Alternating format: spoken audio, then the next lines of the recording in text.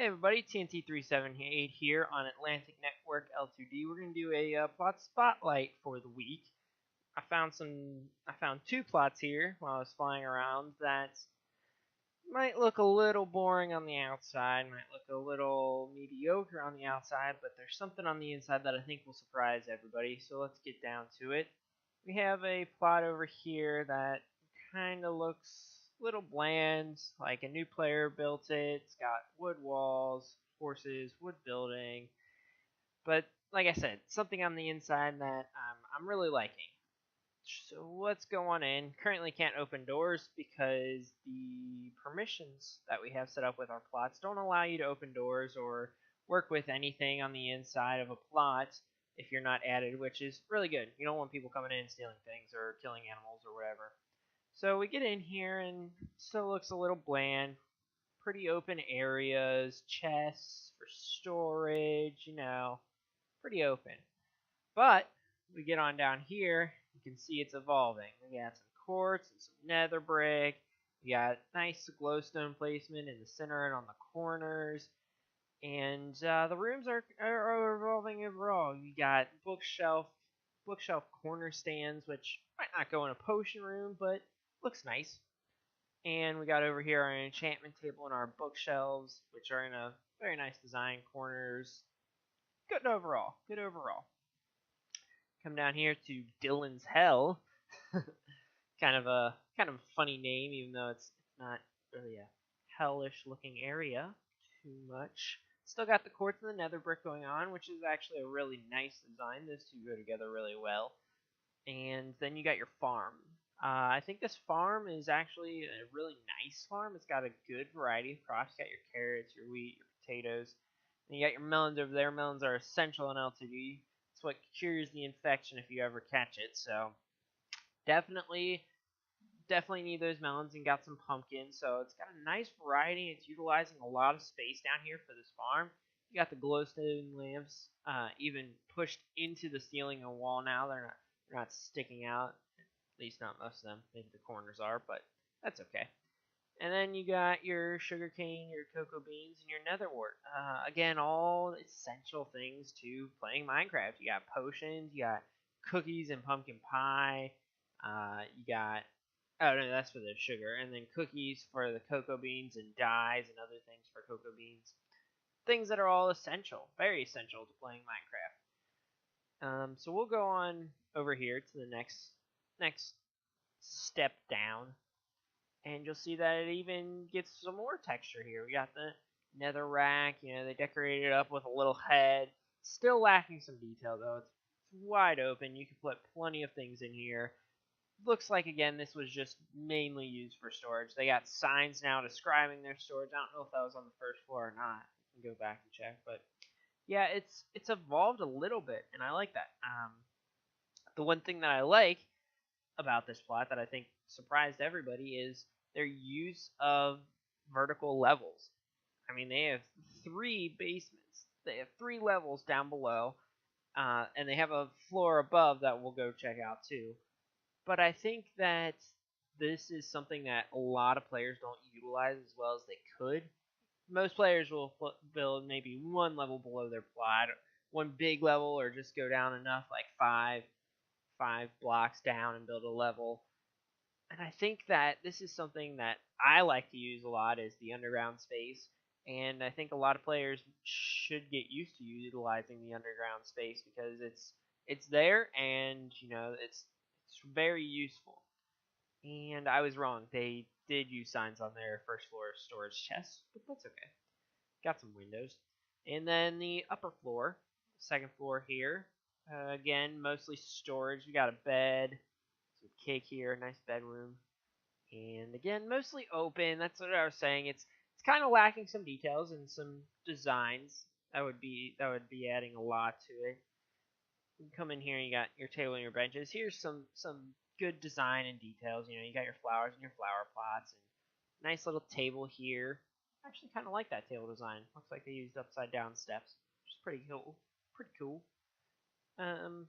But yeah, this is pretty much this house. Again, you guys might say, "Oh, that's too open, too boring," but The use of the multiple floors sets it out amongst other plots, and I gave this plot a rating of 7, and it's simply for the use of the other floors and the designs of the other floors underneath. So we'll go ahead and fly on over to the second plot that I want to show you guys. Now already from the outside, this is looking a lot better than that other one. It's got it's got fences around the walkways. It's got plenty of windows with colored glass. It's got this giant pink thing. I don't know if that was supposed to be like I wonder if that's supposed to be like a cherry blossom tree. I bet you that's what it is. A cherry blossom tree. It's got sea lanterns around it in like a halo form. It looks really nice from the outside. Could do with a different texture than wood, or maybe some designs around the windows, but that's okay. We'll come on the inside. It looks kind of okay so far. It's got stone brick. It's got chests and things that are necessary. You come on in here, and we'll see that it's got colored floors with white stained clay. It's got a nice little bedroom with a ladder up to the walkway there. A standard bedroom, 2 chests, and a crafting table and a bed. It's got the head of one of our builders. He's actually our lead builder, Byblos. And some glowstone lighting. Come over here and it's got this corner design, which I really like. I don't know what its purpose is supposed to be. I don't know if this is supposed to be like part of a kitchen. That's my best guess, honestly. But you'll see as we go on that this actually gets quite repetitive. We'll come through the stone brick hallway into a colored with white stained clay, a cake on a table, a bedroom that's ordinary, in the same corner design. This one's for one of our mods, the Death Badger, and his favorite color is black, so that's why that's black now. But as you can see, this is pretty repetitive again. Get through the stone brick. Green, this is our owner of L2D, Zenith. Green, bedroom, corner design, and then one more corner. Come through the stone brick. You'll get blue charm with blue wool. Is her favorite color. Sorry, blue. Her favorite color. And the corner design and bedroom up to the walkway. So pretty repetitive on the inside, but it does have better designs than the other one. You know, it's got the stone brick hallway. That's a pretty good hallway design for any building, is to have a stone brick walkway. And then it's got, you know, different varying colors of wools. It's got nice bedroom layout. I mean, if it didn't have 4 of the same bedrooms, this is a nice bedroom layout. With the crafting table and the bed and the 2 chests in those locations. They're tucked away. You know, it's got windows there to the courtyard. And this is a nice corner design. Again, if it wasn't repetitive all the time, this would be a really nice corner design. Sometimes you just get tired of seeing the same thing. Even under every trapdoor there is nether brick, which is, again, something that they could have, you know, slightly changed up and maybe added a few little variances, maybe change the steps, or maybe even just change the furnaces to different things like droppers or dispensers or things like that. But overall, it's looking really nice. The one thing I don't like when I first came on this plot is these beacons don't work. I mean, the beacons can be used for lighting, but lighting like this in a courtyard like this, maybe. The other thing is, you know, add 2 more beacons there so they make it centralized. We can take a check up in the cherry blossom tree. Nothing up here, so we'll go back down. But again, this plot utilizes something that a lot of plots don't, and that's the use of underground space. And it looks like I'm about to have a restart, so I'll just cut it off there, and we'll get back to you after the restart. Hey guys, we're back after the restart, so we'll go ahead and keep going with this plot spotlight that we have going on. We're in the basement here currently, where, like I said, this is where really the plots evolved that I was highlighting. We've got some stone brick pathing here, stone slab pathing with sea lanterns, which is really adding a lot of texture. We got different kinds of lighting. You know, they were using glowstones up above. Now they've got sea lanterns going on. They got a nice little center platform here with dragon egg for detail, a dragon egg over there. I don't know if that's meant to be there. It looks like maybe it's not. I don't know. But it does add some detail, and they got even variety of lights down here. You got glowstone meshed with sea lantern there, which is pretty cool. I don't know if I can actually get in that building. Yes, I can. This looks like a ladder up. Nice. I didn't know this was here before when I checked the plots, but oh, you got a nice little storage area up here even. This is pretty darn cool. You got a very organized storage area, ladders up and down to different platforms to get to them, which is a very nice way to organize your storage on top of each other. Most people might think that's a lie, but it's actually not. A lot of people do, walls as high as 10 chests. This looks even maybe a little higher than that. 1, 2, 3, 4, 5, 6, 7, 8 or so chests here. Quick count. So they've got a nice little storage area going on here. This is something I didn't see before, but nice stone brick texture with prismarine blocks. Got the light on top and lights in the corner there. You can see kind of see the sea lanterns there. But overall, again, nice use of the space. That's what I'm really liking about these plots. They use all the space that they can. We'll come back down here to the other floor that I was showing you guys, and we'll go right into the buildings. We have, off of this center island, we have a nice little wooden pathway which stands out amongst all of the stone that's going on. So it's good to have those variety of textures. Looks like they maybe missed a stair or didn't mean for it to go that way, but that's okay. Come on in here, and I think this is supposed to be a living quarters. Now, why living quarters would have so many bookshelves, I don't know. But it's a nice little quaint living quarters. You got your bed, your cauldron with your potion stand. I don't think those are supposed to be useful in real life. Maybe a sink and something else. I don't know.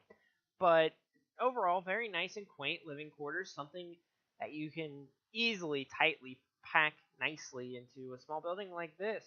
You got your support beams for the second floor. Can't go without those. And maybe a TV supposed to be there, or it beats me what that's supposed to be. But the point is, it's got nice little details that adds a variety of texture to it. We'll go on over to this other building over here, or these other two buildings really. This one over here is the Aspio Bank and Exchange. Now already it's standing out again because we've got prismarine instead of the regular stone or even sandstone. We're chaining it up with prismarine. Come in here. We got a nice little color combination, I think.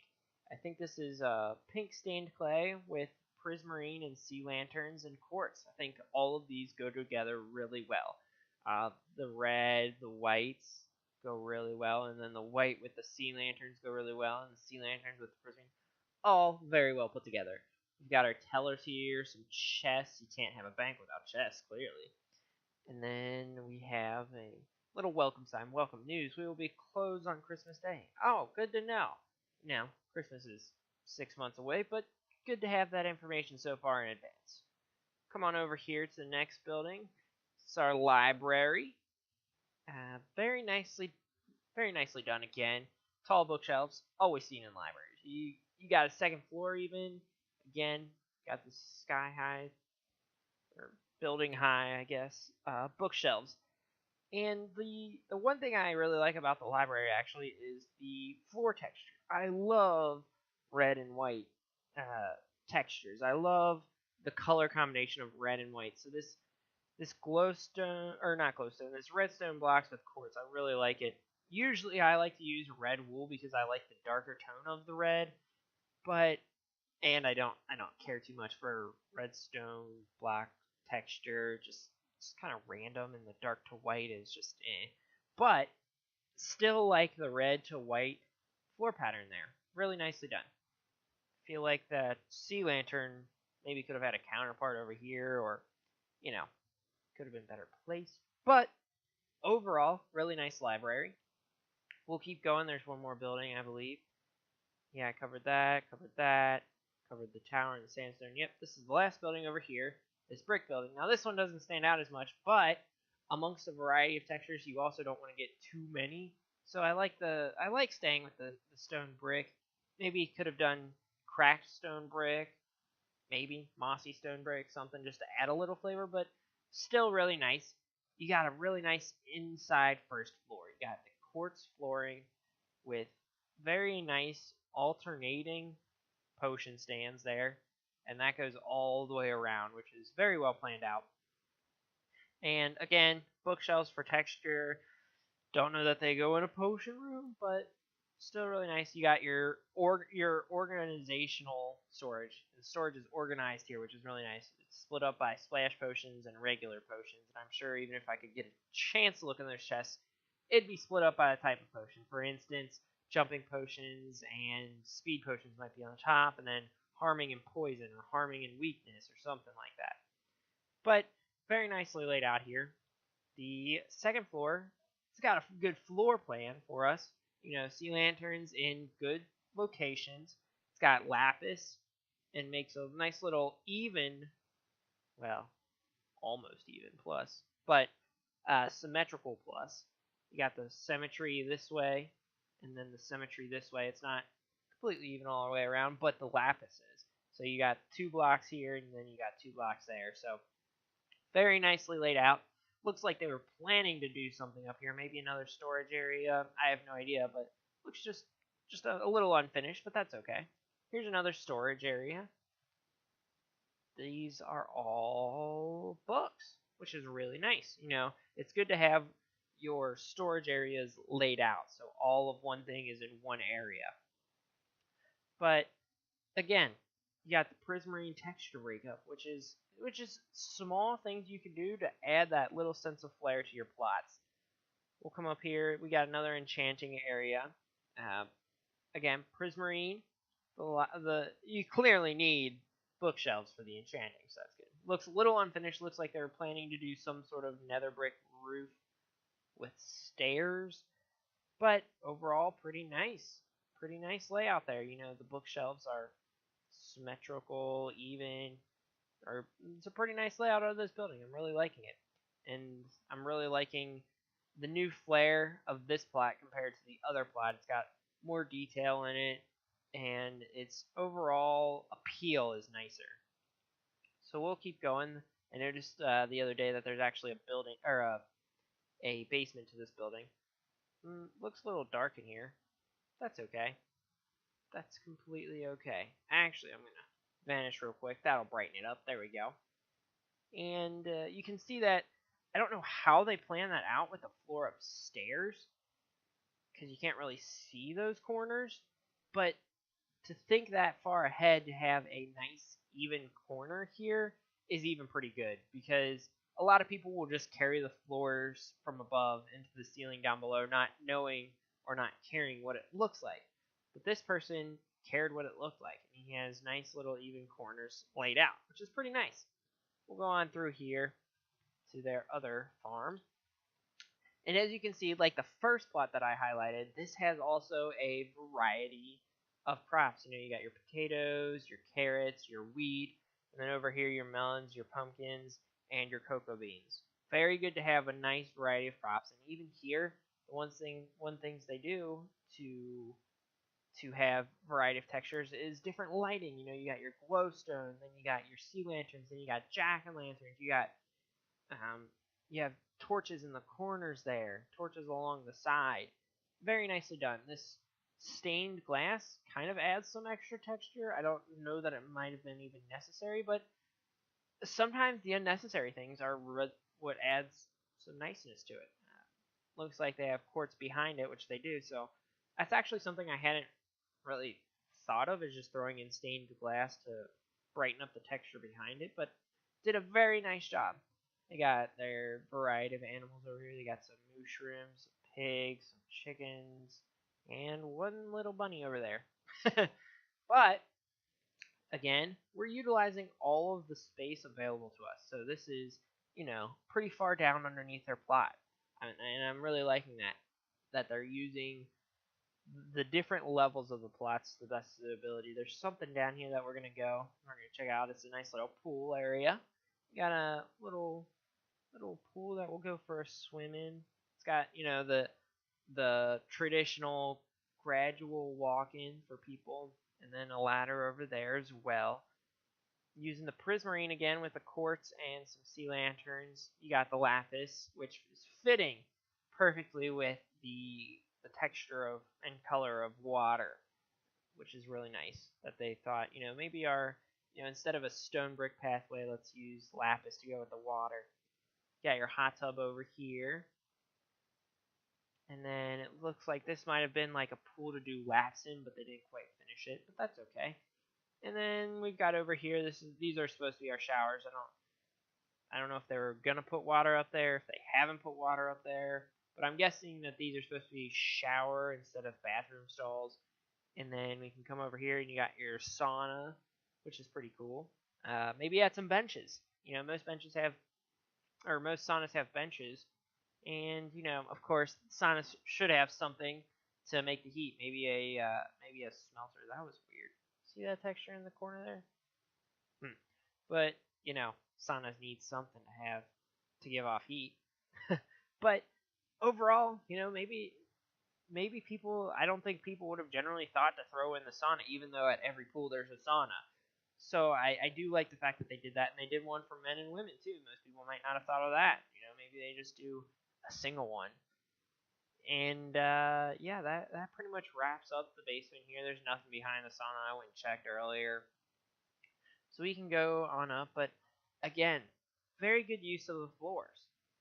Good use of the space underneath the plots there. That I don't think most people actually utilize this as well as they should, and that's why these plots really stood out amongst me. Is that they utilized all of their space that they could. They utilized all the space up and down that they could on the z-axis. And so we'll just go ahead and fly up here. Fly up and out right through the ceiling. Go up and out here. So yeah, this was our spotlight for the week. I'll be doing these every week, so most likely though I'll only highlight one. Got a nice little nifty head up here. I think that's of Killer Skull, one of our chat moderators. But we'll be doing a spotlight every week, or I'll be doing a spotlight every week. Hopefully every week on the Sunday. And next week we'll have most likely only one plot. I wanted to highlight two plots this week specifically because I knew these guys were working together, and they both have the same concept that I like: the utilization of the space up and down. And so yeah, check back next week for our next plot spotlight.